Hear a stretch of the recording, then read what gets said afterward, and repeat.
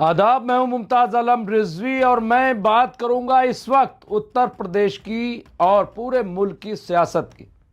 उत्तर प्रदेश का जिक्र इसलिए किया क्योंकि जिस शख्सियत के बारे में मैं बात करने जा रहा हूं उसका ताल्लुक उत्तर प्रदेश के ख़ास इदारा जो आलमी शोहरत याफ्ता है। मैं बात कर रहा हूं दारुल उलूम देवबंद की और उनके उस्तादुल हदीस मौलाना सैयद अरशद मदनी की और जमीयत उलमा हिंद के सदर जो मुल्क की सबसे कदीम तरीन तंजीम है, उसकी बात इसलिए कर रहा हूँ क्योंकि जो सवाल मौलाना अरशद मदनी साहब ने खड़े किए हैं उसको लेकर के अभी भी बहस हो रही है और मैं समझता हूँ कि आने वाले दिनों में भी बहस होगी।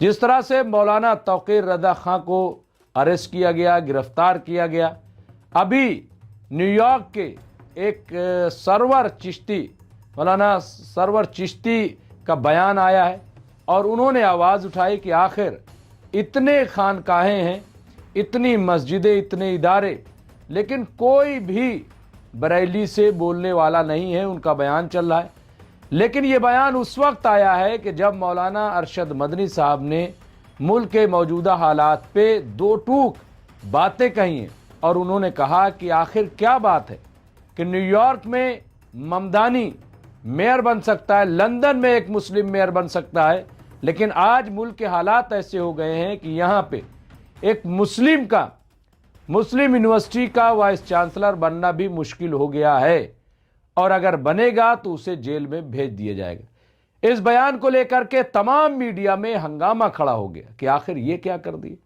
फिर मौलाना अरशद मदनी साहब ने अल फलाह का नाम ले लिया, उस पर और ज्यादा गोया के आतंकवादियों की हिमायत कर दी मौलाना अरशद मदनी ने।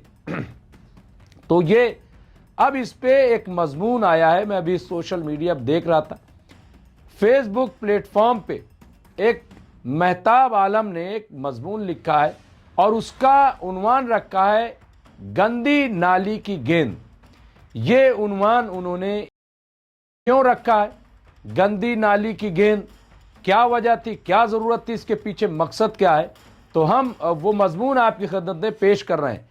यहाँ उन्होंने लिखा है कि 2014 से अब तक मुसलमानों पर जो कुछ भी बीत रहा है उस पर अपनी राय रखी है मौलाना अरशद मदनी साहब ने। आप भी पढ़ें और अपनी राय दें, क्या मौलाना साहब ने सही कहा या गलत कहा, उसको पढ़िए। भारतीय स्वतंत्रता संग्राम यानी हिंदुस्तान की जंग आज़ादी में बढ़ चढ़ कर हिस्सा लेने वाली जमीयत उलमा हिंद के राष्ट्रीय अध्यक्ष, कौमी सदर और विश्व भर में सम्मानित दारुल उलूम देवबंद के केंद्रीय प्रबंध समिति के प्रमुख मौलाना अरशद मदनी का एक बयान चर्चा में है, जिसमें मौलाना अरशद मदनी के मुताबिक अनुसार अगर मुस्लिम लंदन और न्यूयॉर्क जैसे बड़े शहरों के मेयर बन सकते हैं तो भारत में मुसलमान विश्वविद्यालय के कुलपति क्यों नहीं बन सकते, ये सवालिया निशान लगाकर उन्होंने लिखा है। यहाँ मुसलमान वीसी भी नहीं बन सकता, बनेगा तो आजम खां जैसा होगा, यानी जेल जाएगा। सिस्टम मुसलमानों को आगे बढ़ने का मौका नहीं देता और सरकार ऐसे कदम उठा रही ताकि मुसलमान फिर कभी सिर उठाकर न चल सके। दरअसल मौलाना अरशद मदनी बोलते हैं तो पूरी दुनिया का मुस्लिम जगत सुनता है, क्योंकि दारुल उलूम देवबंद का सारी दुनिया के सभी मुसलमान सम्मान करते हैं। ये मेहताब आलम ने लिखा है। दिल्ली के केंद्रीय मरकज यानी मरकजी दफ्तर के मौलाना साद बोलते हैं तो दुनिया सुनती है, मगर ये दोनों हमेशा से दलगत राजनीति और बयानबाजी से दूर रहें। मगर ये भी सच है कि ये ऐलान कर दें तो करोड़ों मुस्लिम किसी भी जगह इकट्ठा हो सकते हैं, ये मेहताब आलम ने लिखा है, मगर उन्होंने ऐसा कभी नहीं किया, ये उन्होंने ऐसा लिखा। दरअसल मौलाना अरशद मदनी ने सिस्टम पर जो इल्ज़ाम लगाया है उसकी काट करने के लिए भाजपा में सिर्फ मुसलमान होने के कारण किनारे कर दिए गए सैयद शहनवाज हुसैन को सामने लाया गया है, जो मौलाना अरशद मदनी जैसी अजीम और आलमी शोहरत याफ्ता शख्सियत से माफ़ी मांगने की मांग कर रहे हैं। हद है बेशर्मी की। दरअसल गली क्रिकेट में एक सबसे कमज़ोर या नया खिलाड़ी होता है जो बल्लेबाजी या गेंदबाजी के लिए तरसता रहता है। गेंद जब नाली में चली जाती है तो वो दौड़कर मल मूत्र के साथ बहती गंदी नाली से गेंद निकालता है, जिससे कि कैप्टन खुश होकर उसे बल्लेबाजी या गेंदबाजी दे दे। भाजपा में मुस्लिम पक्ष की तरफ से 4 लोग हैं जो गंदी नाली से गेंद निकालने के लिए रखे गए हैं। सैयद शहनवाज हुसैन, मुख्तार अब्बास नकवी, सैयद जफर इस्लाम और शहजाद पूनावाला। हैरान हूं, सैयद शहनवाज हुसैन साहब के अंदर भी गजब की सहनशीलता और बेगैरती है, जो भाजपा द्वारा इतना बेइज्जत करने के बाद भी उसके लिए गंदी नाली से गेंद निकालने के लिए आगे आगे रहते हैं। दरअसल संघ के अंदर हर धर्म, हर जात, समुदाय से 2-4 ऐसे लोग पाले जाते हैं जिससे उसके मुख्य ध्येय के रास्ते पर उस समुदाय पर आक्रमण होने का बचाव टेलीविजन या बयान देकर कर सके। ये आक्रमण भी एक तरह का लिटमस टेस्ट होता है।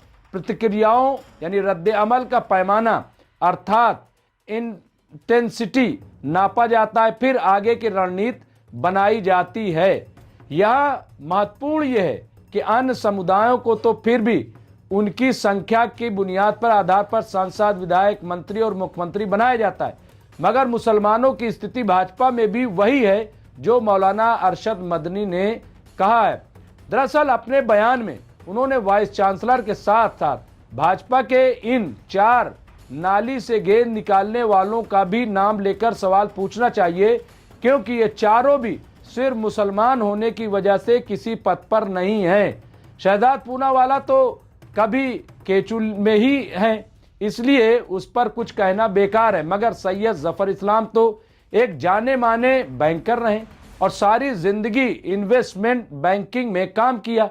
वो ड्यूश बैंक इंडिया के मैनेजिंग डायरेक्टर रहे। जफर इस्लाम ज्योतिर्राज सिंधिया के बेहद करीबी हैं, बल्कि दोस्त हैं, और कहा जाता है कि कांग्रेस से ज्योतिर्राज सिंधिया को तोड़कर भाजपा में शामिल कराने के लिए भाजपा ने उनका इस्तेमाल किया, उपयोग किया, मगर इस सब के बावजूद उनके लिए भाजपा में गंदी नाली से गेंद निकालने के लिए एक प्रवक्ता का पद दे दिया गया और जब कोई मुसलमान का मुद्दा उठे टेलीविजन पर बैठा दिया जाता है। सैयद शहनवाज हुसैन अटल बिहारी वाजपेयी की सरकार में भारत के सबसे कम उम्र में मंत्री रहे, जिनका प्रदर्शन भी बहुत बढ़िया रहा, बहुत अच्छा काम रहा। राज्य मंत्री के तौर पर मंत्रिमंडल में शामिल शहनवाज हुसैन अपने प्रदर्शन के कारण कैबिनेट मंत्री तक पहुंचे और अटल बिहारी वाजपेयी की सरकार में 6 विभागों के मंत्री तथा बिहार सरकार में उद्योग मंत्री रहते हुए भी उन पर कभी भी 1 रुपए के भ्रष्टाचार का आरोप नहीं लगा। और मुख्तार अब्बास नकवी तो भाजपा के तब के बड़े नेता हैं जब नरेंद्र मोदी कार्यक्रमों में दरी बिछाते थे। मुख्तार अब्बास नकवी ने 1970 के दशक में जयप्रकाश नारायण के संपूर्ण क्रांति आंदोलन से राजनीति में प्रवेश किया। अटल अडवाणी के समकक्ष भाजपा से सांसद, संगठन मंत्री बनते रहे। इतने साल तक मंत्री रहते उन पर भी भ्रष्टाचार का कोई आरोप नहीं लगा। बताइए, इन तीनों के पास अनुभव है, योग्यता है, पार्टी के लिए कमिटमेंट है, 2 तो दामाद भी हैं, फिर भी संसद बनने लायक क्यों नहीं है? सिर्फ इसलिए कि ये तीनों मुसलमान हैं। खैर, इनमें भी गैरत नहीं कि खुद के लिए ही सही कुछ बोल सकें। ऐसे लोग अरशद मदनी से माफी मांगने की बात कर रहे हैं। इन्हें इतनी तमीज भी नहीं कि अपने ही कौम के सबसे बड़े धर्मगुरु मौलाना अरशद मदनी से किस लहजे में बात की जाए। दरअसल मौलाना अरशद मदनी का वाइस चांसलर की बात कहना तो सिर्फ एक मिसाल है, उदाहरण है। लार्जर परिप्रेक्ष्य में यही स्थिति पूरे भारत में है, भाजपा में भी है। भाजपा किसी मुसलमान को लोकसभा और विधानसभा में टिकट नहीं देती, ये तथ्य है। तो वाइस चांसलर क्या बनाएगी, समझा जा सकता है।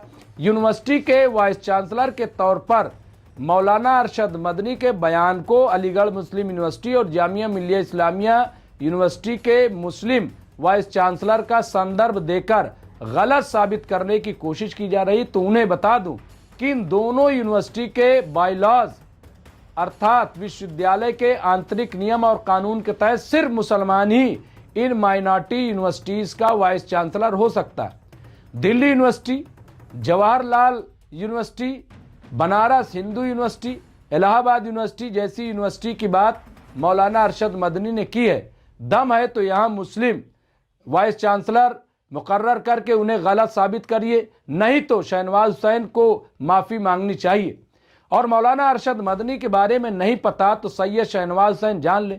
मौलाना अरशद मदनी ब्रिटिश हुकूमत के खिलाफ तहरीक रेशमी रुमाल चलाने वाले शेखुल हिंद मौलाना महमूद हसन देवबंदी के पोते समान हैं, जिनसे ब्रिटिश इतना थर्राते थे कि उन्हें गिरफ्तार करके मिस्र की काहिरा की जेल में और फिर 3.5 साल माल्टा की जेल में रखा, मगर भारत की जेल में रखने की हिम्मत नहीं कर सके। मौलाना अरशद मदनी मौलाना हुसैन अहमद मदनी के बेटे हैं, जिन्होंने शेखुल हिंद के साथ माल्टा में कैद किया गया, जिन्होंने महात्मा गांधी के साथ मिलकर देश को आज़ाद कराया, खिलाफत आंदोलन में महात्मा गांधी जी का साथ दिया, मोहम्मद अली जिन्ना के ध्रुव राष्ट्र अर्थात पाकिस्तान के सिद्धांत के खिलाफ मुसलमानों को संयुक्त राष्ट्र के लिए प्रेरित किया। उन्होंने मुसलमानों को भारत के विभाजन के खिलाफ एकजुट किया और भारत को अखंड राज्य बनाने की वकालत की थी। 1857 की गदर के हीरो कहे जाने वाले और 30 जनवरी 1859 से सेलुलर जेल में आजीवन कारावास की सजा काटने वाले, जेल से माफी मांगकर छूटने के बजाय ब्रिटिश हुकूमत की तमाम यातनाएं सहकर ही सेलुलर जेल में तड़प तड़प कर 19 अगस्त 1861 को मौत को गले लगा लेने वाले मौलाना फजल हक खैराबादी की विरासत आगे ले जाने वाले हैं मौलाना अरशद मदनी। सैयद शहनवाज हुसैन की क्या दीनी तालीम है नहीं पता नहीं, मगर मौलाना अरशद मदनी ने मात्र 6 वर्ष की आयु में हाफिजा अर्थात कुरान याद कर लिया। 5 वर्ष तक फारसी का अध्ययन किया, फिर अरबी भाषा पर अध्ययन किया और दौरे हदीस अर्थात हदीस का उन्नत अध्ययन पूरा किया। उनकी इस्लामिक जगत में एक इज्जत है और इस्लाम में उलमा से एहतराम से बात करने के लिए कहा गया है, मगर शायद सैयद शहनवाज हुसैन को इस्लाम की सीख से अधिक भाजपा में अपनी वफादारी दिखानी है। दौड़ दौड़ कर मलमूत्र लेकर बहती गंदी नाली से गेंद इसलिए निकालते हैं, बात औकात की है। लेखक महताब आलम। तो ये महताब आलम का पूरा मजमून था जो मैंने आपकी खिदमत में पेश किया और उन्होंने बड़ी चाबुक दस्ती से पूरा बयान किया। मुझे नहीं पता कि कौन इससे कितना मुत्तफिक होगा नहीं होगा, लेकिन मौलाना अरशद मदनी के बयान के बाद और उन पे जिस तरह से रिएक्शन आए हैं उसका ये जवाब है। अब फैसला आपको करना है कि ये जवाब कितना सही है कितना गलत है। जो भी हो आप कमेंट बॉक्स में ज़रूर बताएं और ज़्यादा से ज़्यादा शेयर करें। अगर आपको सही लगता है कमेंट बॉक्स में ज़रूर बताएं कि ये मजमून सही है या गलत है, और जो लोग मौलाना अरशद मदनी पे सवाल उठा रहे हैं वो सही है या गलत है, मौलाना अरशद मदनी साहब का बयान सही है या गलत है। जो भी आप ज़रूर कमेंट बॉक्स में कमेंट करें। बहुत बहुत शुक्रिया। देखते रहिए एमएमसी न्यूज़ इंडिया।